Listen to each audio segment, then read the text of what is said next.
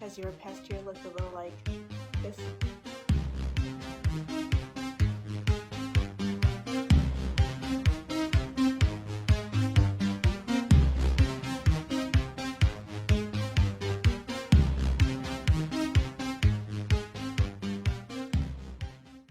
Welcome back, everyone, to another Wellness Wednesday. My name is Maddie, and today we are on the third episode of a mini-series that I like to call ABCs for WFH, where I share some tips and tricks for those who are working remotely.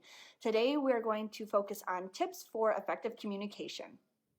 As this pandemic has caused an unexpected shift towards working remotely, you might have noticed a change in your communication style as well.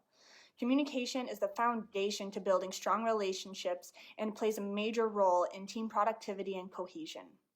The tips presented in this video come from a blog called We Work Remotely. Click on the link in the description below to learn some additional communication skills and to share what you learned with your remote team.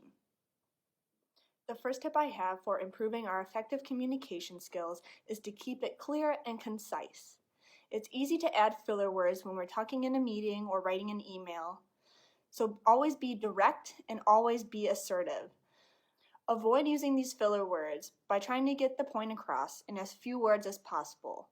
So why would you write an email with 20 words when you can get the job done in just 10? Be sure to listen consciously and take a moment before your response to create an environment of open communication.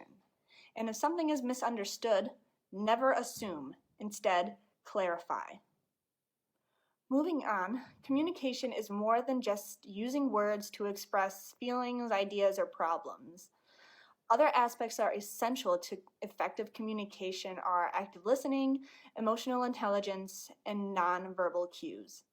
Nonverbal cues play a huge role, especially now since most of our meetings are virtually. So be mindful of your body language. Overall, be aware of how you present yourself and how you present your surroundings, as these can affect our ability to perform our jobs successfully. And again, if you want any more information on how to improve your communication skills, go check out the article that inspired this short video. That is all I have for you on this Wellness Wednesday. Next week, we will move on to the letter D, where we will explore a new strategy on how to increase productivity and relieve the feelings of stress and anxiety.